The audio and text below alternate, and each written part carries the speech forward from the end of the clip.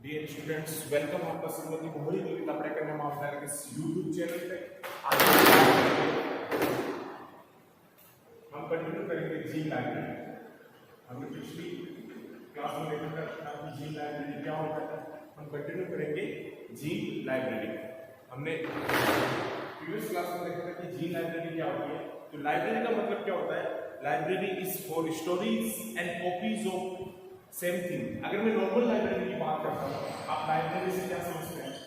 अगर हम normal library की बात करते हैं, जहाँ क्या होती है, बुक्स होती है, ठीक है, नॉवेल्स होते हैं, न्यूज़पेपर्स होते हैं, जर्नल्स होते हैं, उसको हम क्या बोलते हैं? लाइब्रेरी। तो हम प्रीवियस क्लास में बात कर रहे थे जीन लाइब्रेरी की। तो लाइब्रेरी क्या बात? Library is for stories and copies of same thing. Is stories and copies of same thing. तो लाइब्रेरी कंटेन मेनी बुक्स। भाई लाइब्रेरी में हम देखते हैं कि बहुत सारी बुक्स होती है और उन बुक्स की बहुत सारी कॉपीज होती है।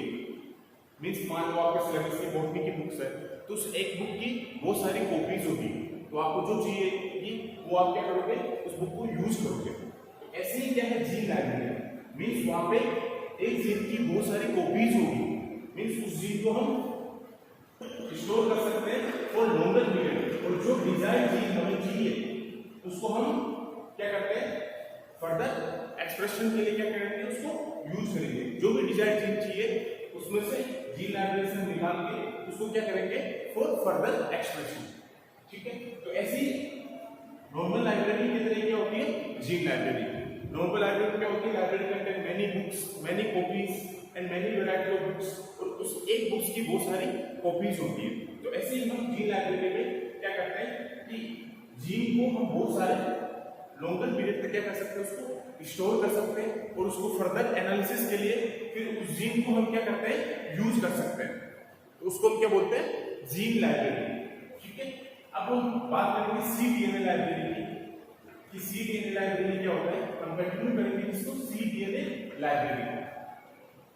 तो सीडीएनए लाइब्रेरी की अगर मैं बात करता हूं, सीडीएनए लाइब्रेरी मींस सीडीएनए को हम क्या बोलते हैं? सिंथेटिक डीएनए या कॉम्प्लीमेंट्री डीएनए। क्या बोलेंगे इसको हम? सिंथेटिक डीएनए या इसको हम क्या बोलेंगे? Complementary DNA. जो सीडीएनए होता है इसको हम क्या बोलेंगे? सिंथेटिक डीएनए या फिर इसको हम बोलेंगे कॉम्प्लीमेंट्री डीएनए। तो सीडीएनए लाइब्रेरी क्या होती है? मैंने आपको बताया था कि cDNA library represents the all mRNA population. जितने भी एमआरएनए पॉपुलेशन है उन सबको रिप्रेजेंट करता है कौन? CDNA library represents the population of mRNAs. ठीक है। ये क्या करता है? रिप्रेजेंट करता है the population of mRNA. Messenger RNA population को क्या करता है? ये रिप्रेजेंट करता है। क्योंकि एमआरएनए से क्या बनेगा? सिंथेटिक डीएनए या कॉम्प्लीमेंट्री डीएनए। एमआरएनए से क्या बनेगा? सिंथेटिक डीएनए या कॉम्प्लीमेंट्री डीएनए। तो सीडीएनए के बाद सिंथेटिक डीएनए, इसको क्या बोलेंगे? कॉम्प्लीमेंट्री डीएनए बोलेंगे। और सीडीएनए लाइब्रेरी का क्या मतलब है कि represent the population of different type of messenger RNA. जितने भी मैसेंजर आरएनए हैं उन सबको रिप्रेजेंट करेगा कौन? CDNA library. और ये एमआरएनए की पॉपुलेशन को तो रखेगा ही, साथ में axon part and structure genes को। एक्सोन पार्ट को रखेगा और ये क्या रखेगा? स्ट्रक्चर जीन्स को। तो एक्सोन और इंट्रोन मैंने आपको बताया स्टूडेंट्स कि एक्सोन क्या होता है और इंट्रोन क्या होता है। हमारे जीनोम में जो कोडिंग पोर्शन होता है, जो जीनोम में कोडिंग पोर्शन होता है, जो हमारे काम की सीक्वेंसेस होती है, उनको हम क्या बोलते हैं? एक्सोन्स। जो भी कोडिंग पोर्शन होगा उसको हम क्या बोलेंगे? एक्सोन्स। और यही हमारे लिए क्या है? यूजफुल है। ये एक्सोन्स ही क्या होता है? हमारे लिए यूजफुल है। तो जो कोडिंग सीक्वेंस, जो कोडिंग पोर्शन है जीनोम का, उसको हम क्या बोलते हैं स्टूडेंट्स? एक्सोन। और इंट्रोन किसको बोलते हैं?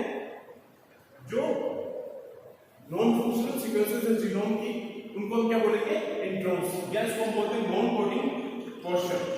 नॉन कोडिंग पोर्शन या फिर इंटरमीडिएट सीक्वेंस भी बोलते हैं इसको। इंटरमीडिएट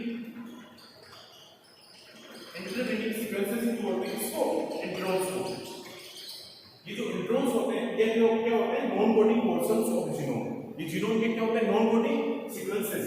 इसको नॉन कोडिंग सीक्वेंसेस भी बोल सकते हैं। ये हमारी कोई काम की नहीं होती है। इंट्रोन्स जो सीक्वेंसिंग होती है जो जीनोम में, भाई मान लो जीनोम है, इस जीनोम में बहुत सारा जो पोर्शन होगा वो क्या होगा, non coding portion, means introns. एक जीनोम में इंट्रोन्स बहुत ज्यादा होते हैं, एक्सोन का बहुत ही कम पार्ट होता है कोडिंग सीक्वेंसेस का। एक्सोन को हम क्या बोल रहे हैं, कोडिंग सीक्वेंसेस। तो किसी भी जीनोम में जो कोडिंग सीक्वेंसेस होगी, जो एक्सोन होगा उसका बहुत कम पोर्शन रहता है, और मैक्सिमम पोर्शन किसका होता है, इंट्रोन्स का, नॉन कोडिंग सीक्वेंसेस का, या इंटरवेलिंग सीक्वेंसेस जिसको हम क्या बोलते हैं, इंट्रोन्स। तो नॉन कोडिंग पोर्शन हमारे पास बहुत ज्यादा होता है, जो हमारे लिए यूजफुल नहीं होता है, उसको हम क्या बोलते हैं, इंट्रोन्स बोलते हैं। और इंट्रोन्स का जो साइज होता है वो एक्सोन से क्या होता है, ज्यादा होता है। किसी भी जीनोम में इंट्रोन सीक्वेंसेस जो होगी वो ज्यादा होगी किससे, एक्सोन से। इंट्रोन सीक्वेंसेस क्या होगी, ज्यादा होगी किससे, एक्सोन से, ठीक है। और जो इंट्रोन्स होंगे वो मैक्सिमम किसमें पाए जाएंगे, यूकैरियोट्स में। यूकैरियोटिक ऑर्गेनिज्म के जीनोम में क्या पाए जाएंगे, इंट्रोन्स। यूकैरियोट्स में ये रेयरली प्रेजेंट होता है, मोस्टली किसमें प्रेजेंट होगा, ये यूकैरियोट्स में। यूकैरियोट्स में इंट्रोन्स मोस्टली प्रेजेंट होंगे। मैं क्या बोल रहा हूं, मोस्टली, मोस्टली किसमें प्रेजेंट होंगे, ये यूकैरियोटिक जीनोम में क्या प्रेजेंट होंगे, इंट्रोन्स। और प्रोकैरियोट्स में ये रेयरली प्रेजेंट होंगे, किसमें, इन प्रोकैरियोट्स में। ये जो इंट्रोन्स सीक्वेंसेस होते हैं वो रेयरली प्रेजेंट होते हैं किसमें, इन प्रोकैरियोट्स में, और यूकैरियोट्स में ये मोस्टली क्या होंगे, प्रेजेंट होंगे। तो इनको क्या बोलेंगे, इंट्रोन्स। ये जो नॉन कोडिंग पोर्शन होता है ये हमारे काम का नहीं होता है। तो इसको जब यूकैरियोटिक में मान लो इंट्रोन्स ज्यादा है, एक्सोन कम है, लेकिन हमें क्या चाहिए होता है, एक्सोन्स होता है, तो हमें क्या करना पड़ता है, इस इंट्रोन्स को रिमूव करना पड़ता है। और इस इंट्रोन को रिमूव हम किसके थ्रू करते हैं, एक प्रोसेस होती है स्प्लाइसिंग। स्प्लाइसिंग एक प्रोसेस होती है, स्प्लाइसिंग। इस स्प्लाइसिंग के थ्रू हम इंट्रोन्स को क्या करते हैं, जीनोम से रिमूव करते हैं। जीनोम से क्या करेंगे, रिमूव करेंगे। ये जो स्प्लाइसिंग प्रोसेस है इसके थ्रू हम इंट्रोन्स को जीनोम से क्या करेंगे, रिमूव करेंगे। अगर इंट्रोन्स को हमने रिमूव कर दिया तो जीनोम में हमारे पास क्या बचेगा, सिर्फ एक्सोन पार्ट, सिर्फ कोडिंग सीक्वेंसेस, क्योंकि हमने नॉन कोडिंग सीक्वेंसेस को क्या कर दिया, रिमूव कर दिया। किसके थ्रू, स्प्लाइसिंग प्रोसेस के थ्रू। स्प्लाइसिंग प्रोसेस के थ्रू ये क्या बनाएगा, एक कॉम्प्लेक्स होता है स्प्लाइसोसोम, उसको बना के ये क्या करेगा, उन इंट्रोन्स और नॉन कोडिंग पार्ट्स को ये क्या करेगा, रिमूव कर देगा। तो जीनोम में हमारे पास सिर्फ क्या बचाएगा, एक्सोन पार्ट, सिर्फ कोडिंग सीक्वेंसेस हमारे पास रह जाएगी। तो इंट्रोन्स को हमें अल्टीमेट क्या करना पड़ता है, रिमूव करना पड़ता है, कहां से, जीनोम से। और ये किसमें प्रेजेंट होगा, मोस्टली यूकैरियोट्स में। प्रोकैरियोट्स में ये क्या होता है, रेयरली प्रेजेंट होता है। तो आपको क्लियर होगा कि एक्सोन्स क्या होते हैं, इंट्रोन्स क्या होते हैं। और cDNA लाइब्रेरी क्या होता है कि ये रिप्रेजेंट करते हैं द पॉपुलेशन ऑफ हमारे लोग मैसेंजर आरएनए की पॉपुलेशन को क्या करते हैं, रिप्रेजेंट करते हैं, जहां पे क्या हो, एक्सोन्स हो और क्या हो वहां पे स्ट्रक्चरल जीन्स हो। एक्सोन्स हो और क्या हो वहां पे स्ट्रक्चरल जीन्स हो।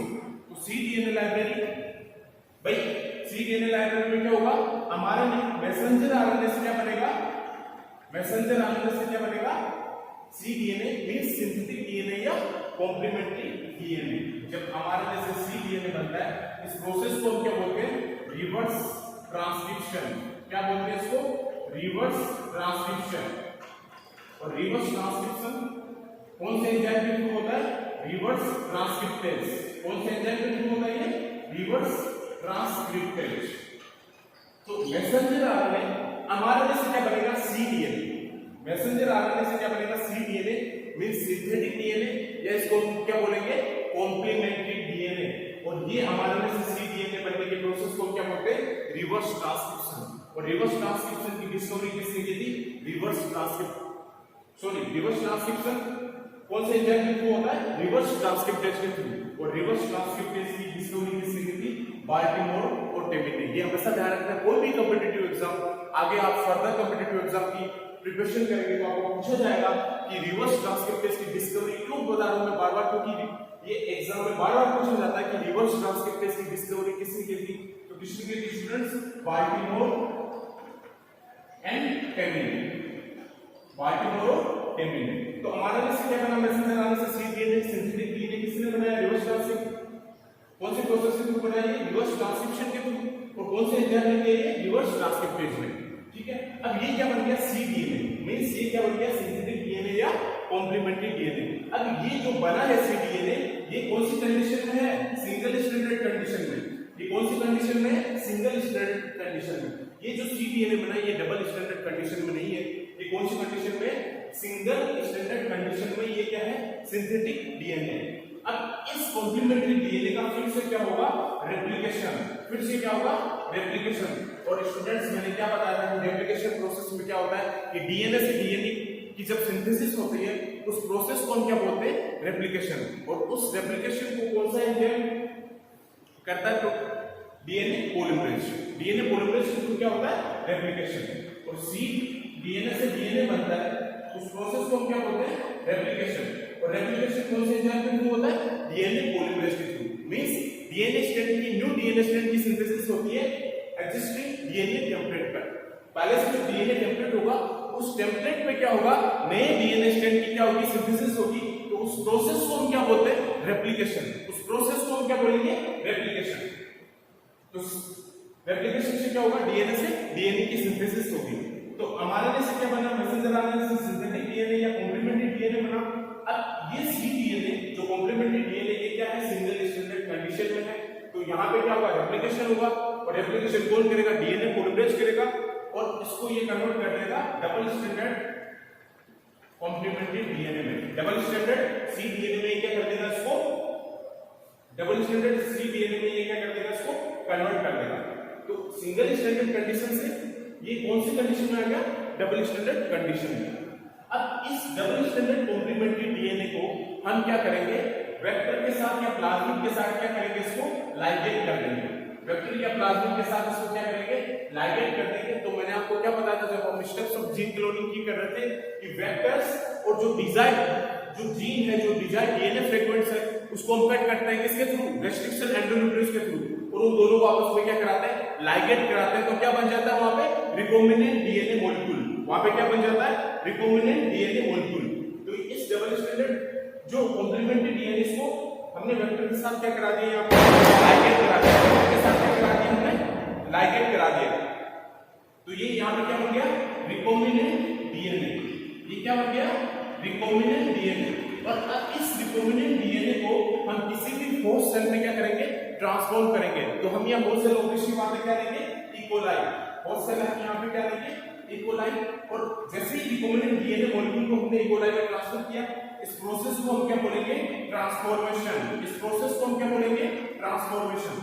अब इस रिकॉम्बिनेंट डीएनए मॉलिक्यूल को हमने क्या किया, इकोलाई में क्या किया, ट्रांसफॉर्म किया। इकोलाई हमने क्या किया, होस्ट किया, ट्रांसफर किया। तो इस प्रोसेस को हम क्या बोलेंगे, ट्रांसफॉर्मेशन बोलेंगे। और जैसे ही ये रिकॉम्बिनेंट डीएनए मॉलिक्यूल इकोलाई में जाएगा, वहां पे क्या करेगा, ये क्या करेगा, ये मल्टीप्लिकेशन। ये वहां पे क्या होगा, एम्प्लीफाई। मैंने आपको क्या बताया था कि ये क्या होगा वहां पे, एम्प्लीफाई। एम्प्लीफाई का मतलब क्या है कि ये वहां जाके बहुत सारी कॉपीज बनाएगा। ये क्या बनाएगा, बहुत सारी कॉपीज बनाएगा। तो अब ये जो सी डीएनए ये वहां जाके क्या बनाएगा, अपनी बहुत सारी कॉपीज बना लेगा।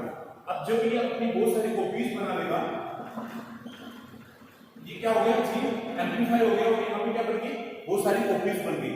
तो इस जीन को हम लॉन्गर पीरियड तक, लंबे समय तक क्या कर सकते हैं, इस जीन को हम स्टोर कर सकते हैं। फॉर लॉन्गर पीरियड तक हम इस जीन को क्या कर सकते हैं, स्टोर कर सकते हैं। और फर्दर हम इस जीन को फिर यूज कर सकते हैं स्क्रीनिंग के लिए, ठीक है, प्यूरिफिकेशन के लिए, या फिर एक्सप्रेशन के लिए हम इस जीन को क्या कर सकते हैं, यूज कर सकते हैं। फिर इस जीन का हम क्या करेंगे, एक्सट्रैक्ट करेंगे। इस जीन को हम एक्सट्रैक्ट करेंगे and use for PCR. PCR के लिए हम इसको क्या करेंगे, यूज करेंगे। पीसीआर का मैंने आपको बताया था कि पीसीआर क्या होता है, जैसे पॉलीमरेज चेन रिएक्शन। पीसीआर एक मशीन होती है जिसको बोलते हैं पॉलीमरेज चेन रिएक्शन। इसे टेक्निक भी बोलते हैं इसको, पॉलीमरेज चेन रिएक्शन। उसकी डिस्कवरी किसने की थी, टेरी लुईस की।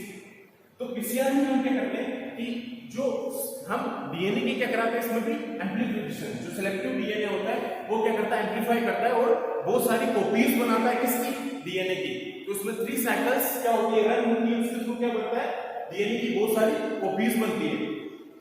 तो सी डीएनए लाइब्रेरी का अल्टीमेट स्टूडेंट्स मतलब क्या है कि ये रिप्रेजेंट करता है किसकी, पॉपुलेशन ऑफ हमारे की पॉपुलेशन को क्या करेगा, ये रिप्रेजेंट करेगा। वहां पे एक्सॉन्स भी होगा और क्या होगा, डिस्क्रिप्शन जीन्स। तो मैसेंजर आरएनए से क्या बना, सी डीएनए, सिंथेटिक डीएनए या कॉम्प्लीमेंट्री डीएनए। उस प्रोसेस को हम क्या बोल रहे थे, रिवर्स ट्रांसक्रिप्शन और कौन सा एंजाइम कर रहा था, रिवर्स ट्रांसक्रिप्शन, जो किसने डिस्कवरी की थी इसकी, बाल्टीमोर और केविन ने। और सी डीएनए सिंथेटिक डीएनए जब ये कौन सी कंडीशन में, सिंगल स्टैंडर्ड कंडीशन में, तो इसको हमें डबल स्टैंडर्ड कंडीशन में कन्वर्ट करना है। तो यहाँ पे कौन सी प्रोसेस होगी, रेप्लिकेशन, और ये कौन सा एंजाइम कराएगा, डीएनए पॉलीमरेज। और इस डबल स्टैंडर्ड कॉम्प्लीमेंट्री डीएनए को हम क्या करेंगे, वेक्टर में, वेक्टर के साथ क्या करेंगे, लाइगेंड करा देंगे। लाइगेंड कराते ही क्या बन जाएगा, रिकॉम्बिनेंट डीएनए, और इसको ट्रांसफर कर देंगे हम किसी भी होस्ट सेल में। हम यहाँ होस्ट सेल यूज करेंगे, वो कौन सा होगा, ई कोलाई। और जैसे ही होस्ट सेल में हमने ट्रांसफर कर दिया, इस प्रोसेस को हम क्या बोलते हैं, ट्रांसफॉर्मेशन। और वहां होस्ट सेल में जाकर वो क्या करेगा, एम्प्लीफाई करेगा। तो जैसे ही एम्प्लीफाई करेगा तो इसकी बहुत सारी कॉपीज बन जाएंगी, और यहाँ पे बहुत सारे जीन्स हो जाएंगे जो हम लंबे टाइम तक इसको हम क्या कर सकते हैं, स्टोर कर सकते हैं फॉर लॉन्गर पीरियड्स। और उसके बाद हम इस जीन को एक्सट्रैक्ट करके यूज कर सकते हैं फॉर पीसीआर, या फर्दर इसके एनालिसिस के लिए, एक्सप्रेशन के लिए, या प्यूरिफिकेशन के लिए हम जीन को क्या कर सकते हैं, यूज कर सकते हैं। ठीक है, तो ये अल्टीमेट एक सिनेरियो है किसका, सी डीएनए लाइब्रेरी का, सिंथेटिक डीएनए लाइब्रेरी का, कॉम्प्लीमेंट्री डीएनए लाइब्रेरी का। ये क्या हो गया, सिनेरियो हो गया ओवरऑल। थैंक्स स्टूडेंट, हम नेक्स्ट क्लास में करेंगे आगे।